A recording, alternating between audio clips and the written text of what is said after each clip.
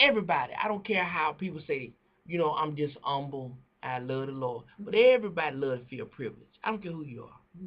Everybody, they may not want to admit it, but I love when I can go in a restaurant and because the staff may know me, I don't go there so much. They say, you come on, I ain't got to wait in line like everybody. Come on up here. It ain't fair, but then at the same time, favor from God ain't fair. To have favor, in the Bible, David had favor. Yeah. David had a relationship with God that everybody else didn't have. So that card gave her favor. Yes, sure does. To go somewhere and like some cards that I may have, I can get free points or cash back. That's right. And with this card, the American Express card that she uses, does. You know what I'm saying? It's a lot of benefits that come with this American Express card that I don't have that comes with my little old card there. But and then what? And another thing, she's able to pay all. She lives off her credit card. Off this American Express card. A lot of people do. I can't live off that card that I got. No. I mean, so is she got the ups on me? Yeah. The jumps on she pretty got much. Pretty much. She's in a privileged bracket. It's to be able to do all those things, because I know some businesses with American Express, they do like a double rewards on certain things, or they give extra discounts, or VIP treatment. So yeah, it has this. But in this debt, just like this, that my little old MasterCard debt, both of them dead, ain't it? There's debt, but now I will say this: with American Express, they offer like two different types of cards. They have a charge card, then they have a credit card. One is where you make monthly payments, period. Then there's one where in 30 days, when they send you the bill, you got to pay the whole balance. Oh, that's kind of that's so she's got that's that gold. Gold. One of them is gold. Okay. And then like if you're a celebrity and you're worth so many millions of dollars, now you don't apply for that. They send you the application. They send you the card. It's called the black card. Okay. And a lot of I know Jerry. Wow, that's the top of the line. That's the top of the line. There's no limit on that. You don't really have no. You go out there and buy a private jet. They bill you 30 days later or whatever. You don't apply for that. They determine whether they want you to be a member of that. And because I do know the comedian Jerry Seinfeld has one. Okay. I don't know about any other ones. I haven't heard anybody. They don't talk too much about it. But that's like a private, exclusive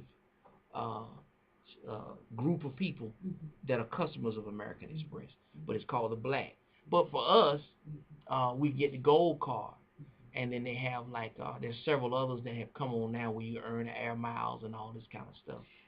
So if you were to have a card, a credit card, this would be a better choice of like if you could qualify. Now I'm sure, don't you have to qualify for the American Express card? And I know that you don't advocate credit cards really yourself because you're trying to get us out of debt. And I know that's what you're doing. Yeah. But if we had to have a card. And believe it or not, Minister Darrell, you have to have some kind of. You got to have some credit. Navigate through this society now. They're asking for all kinds of IDs and all kinds of cards. That's true, especially to rent a car. Yeah, you see what I'm saying? You got to have. So you got to have a credit card. Basically. I'm more against the store credit card. Okay. I'm kind of cool with credit cards as long as it goes back to this. There's some people who have a need for a credit card more so than others. And I travel. You probably travel. I travel. Okay. You don't travel that much. I travel quite a bit. Okay. So I need a credit card. Where if it's somebody that you're on a low income and you don't, some people that may be listening, they don't even have a car. They depend on public transportation. Okay. I don't know whether they would need a credit card, especially American Express, where they probably wouldn't qualify because of the regulations or requirements. Okay. But to answer that question, it depends on what your needs and priorities are. Like I love, if I'm going to travel flying somewhere, I want to have my town car, rental car waiting for me. Okay. When I land that I can, or I may rent a limo or a car service. Car service is nothing but it may be a regular town car, but with a driver. You get in. See, like if I was coming here in a big city or something, he would be sitting there with my name on a piece of paper. Okay. And I wouldn't have to bother you and get lost. And he get in that car. I said, I'm going to the radio station, and he takes me there. Privilege. It's privilege. This privilege. That privilege brings me there. Yeah. And all I gotta do is show him my car, and he swipe it, and in 30 minutes to an hour, I'm here. But he sits out there and wait for me. So I would need something like that. The American where. But you have to pay it off at the end of the month. Of the billing cycle. Of the billing cycle. And you got to know that you got to have that money. So you can do anything that you want to. In a month, in that time. That time frame. But you got to know that at the end, when you get your check, that's right, that your check got to go and pay this bill. But then you can start the cycle back over again. You can start to spend it back over again. But you better know that when the end of this cycle comes and when your check comes, hopefully they fall in there together before or whatever, then you got to pay this off. You're going to need a little bit more in Jesus and faith to deal with that. Okay. So is there an interest rate on this? Yes. I mean, there's an interest rate on it, even though you pay it off before. It depends on which one you have. If you pay it off before, I think they give you some. There's a perk in doing that. Yeah. But if it goes over, I know if it went over, they do like and you don't pay it. It's like a fee. It's not so much a rate. It's some type of fee, if I'm not mistaken. If you went over, I understand that. But if you do what it says, are you still going to get a fee if you pay off every? I don't think so. I think there's just an annual fee to have it. Oh, just an annual fee. You do pay an annual fee to have that car. Okay. And so if you pay it within time, you're all right. Okay. But there is an annual fee to have that car. Okay. It might be as high as $75, $55 a year. Okay. So that's another thing people have to look at is what you do within a year or a month. Does it justify you having to pay $55 just to carry a car? But it does have most American Express do have an annual fee. The only one that I know of that does not have. But it doesn't have an interest rate on it. Not so much interest rate. It's more of an annual fee. Yeah. Annual fee. Okay. Yeah. But with your credit card, you're gonna have an interest rate. You have an interest rate because that's like you could pay $15 and owe $500, and they make their money off of you stringing it out. It may take you a year to pay $500 back, but you're paying a $15 payment. Where that. When I went out there and went to Las Vegas and spent $2,000, but by April the 5th, everybody had that $2,000 spent back. And I think with the way things are, they'll work with you, but they want, because I have a colleague in Alabama that has a American Express. He didn't pay it off. He went jumping out there, went all grand, renting a car, went on this trip to Atlanta, Georgia. And he didn't read the fine print. He thought he could do a $25 payment and didn't realize you got to pay all that back. And so he learned his lesson, but they worked out over time. They threatened him at first, tried to put the fear of God in him, but they gave him time to pay it off. But what they did, they closed the card off. Okay. You see, they'll shut that card down. They shut the card down on him until he got it paid. So you know where you won't rack up no more. Because they felt like he should have read the fine print and known that. See, a lot of people don't know. A lot of times, and that's one of our biggest problems. We don't read the fine print. We don't read the fine print. We're so excited about getting that card, and using that card that we don't read the fine print. You got to read the fine print. I tell anybody, anytime you're doing business, even if you're buying a car, you're buying a house, you're buying anything, if you got to sign your name, don't just scan over it. You'd be surprised. I remember they sell cars. You go over the contract, and if you don't read it for them, they're not going to read it. So what we would do, we would read it. They trained us to read it out to you. We had to read it, and then you sign it. So let me ask you this before we get ready to. Let me see what time we. One of the biggest. Yeah, we got about 8 minutes. If I am a consumer, one of the biggest. I want to know the major question. The biggest question is when I get ready to get this credit card, if I decide to get this credit card, or when I get ready to buy this car, what is one of the major biggest questions that I need to ask? Because you just told me that I don't read the fine print. But since I don't read the fine print, what are one or two of the most important questions I need to ask? If you're going to buy a car? Or a credit card. Yeah. What is the interest rate? What is the interest rate? And is there a penalty to pay it off early? Those are the two. Okay. What is the interest rate? And what is the penalty if I pay it off early? Why would you penalize me for paying off early? There's some companies, I don't know why they do that. I guess because they won't make as much money off of you if you pay it off early. Oh, so you gonna penalize me? They give So you, if you penalize me, what do I need to do? If I find out you early before I get the credit card or before I get the car, if I find out that you're gonna penalize me, what should I do? you have to evaluate, is it more advantageous for you to go ahead on and withstand that penalty and be out of debt, or go ahead on and pay it off over time? Mm. You have to analyze what works best for you. Some people may be in a situation where it might be a divorce going on. It might be uh, they need to loosen up some capital, and it's going to be better for them to string it out and wait till that proceeding with the divorce or custody battle with the kids. You have to analyze what is going to be your most advantageous route to go, because everybody's situation is so different.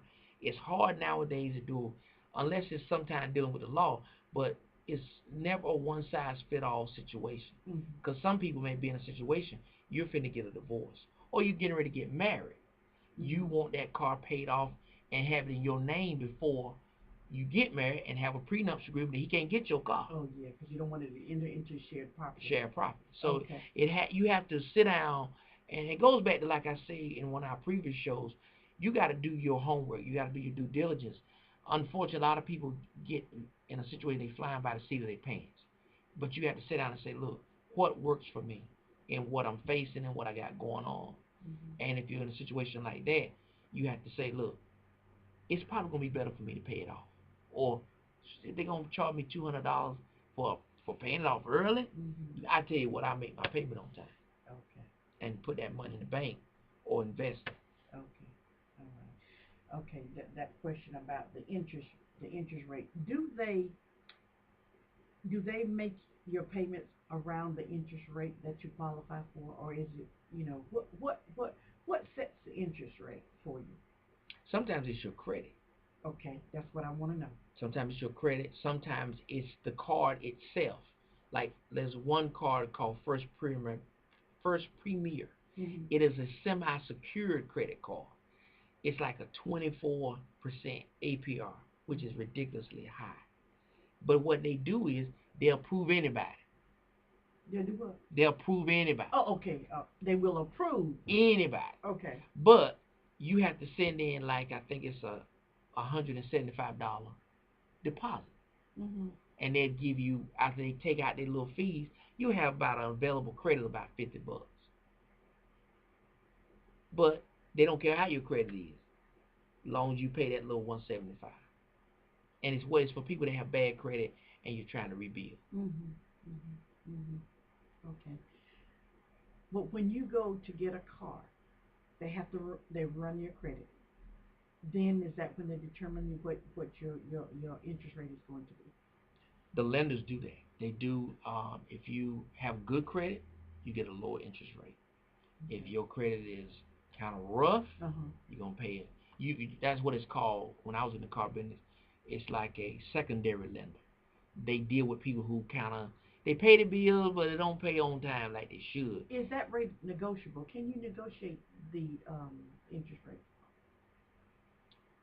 If you got real good credit, you can. If you come in there with a 700 Beacon score, you can pretty much negotiate. But if your credit is kind of shot, the only thing you can probably negotiate is a sale price before it gets down to the loan. Because you're still a buyer, but you're not necessarily the best paymaster. As old folks used to say, you're not the best paymaster. You don't pay you don't pay your bills like you should. So therefore you're better off negotiating the sale price, and then go into whatever the interest rate they're going to give you. If the man says, well, this is the interest rate, this is the only I can get you financed with on this interest rate, which may be higher, then you say, well, okay, well, look, I that interest rate is kind of high for me. Then maybe can we talk a little bit about the sale price? Go back and go to the negotiating table and look at negotiating the sales price. So that way your overall savings will be on the principal. Which will be a lot less than because he may not even be able to negotiate the interest. but it's nothing like asking. Yeah, nothing Like the Bible says, you have not because you ask not. Okay. Some people don't even bother to ask. Ask for your best price. And with the wealth of information out there, nowadays, it wasn't like it was when I was in the car business. The car dealer used to have a total advantage on the client. Not anymore. You can come out to the car lot and know what that car NADA is, the Kelly Blue Book, what it'll sell rough, clean, or trade value. Where back in the days, 20 years ago, the average customer, they only gave those books to dealers. Where now it's all over the internet. Oh, yeah. You can go in there and look up Kelly Blue Book. You can go in there and look up NADA. And you can say, look, this car ain't worth no $34,000. It's worth about $29,000. Now, where can we be at in the mid-range? I know you, and I will say this to clients. Always remember, dealers are not in the business to give away cars. That's right. They got to make some money now. But they if they're smart, they should be willing to negotiate the profit margin. But don't expect them to go in there and give you a $40,000 car for $12,000. It ain't happening. Unless something wrong with it. Like the commercial say, don't be a badger. Don't be a badger. Don't be a badger. You gotta. It's down to a win-win negotiation. Right. They gotta make a profit, and you gotta come off with a price that you can be happy with. You know, I mean, well, we'd be happy with it giving it to us. Right. But reality, badger. That ain't gonna really happen unless a miracle happens. Right. But look, always remember, you know, the profit margin is gonna be there. It's gonna be there everywhere. I don't care. You gotta make some money. And people don't like to hear you say this. The church is no different. Even though it's a non-profit, a church cannot operate in the red. They have to be in the black. They may not come out and tell you that, but everything has to have your home. You got to be able to maintain your home and be able to run in the black.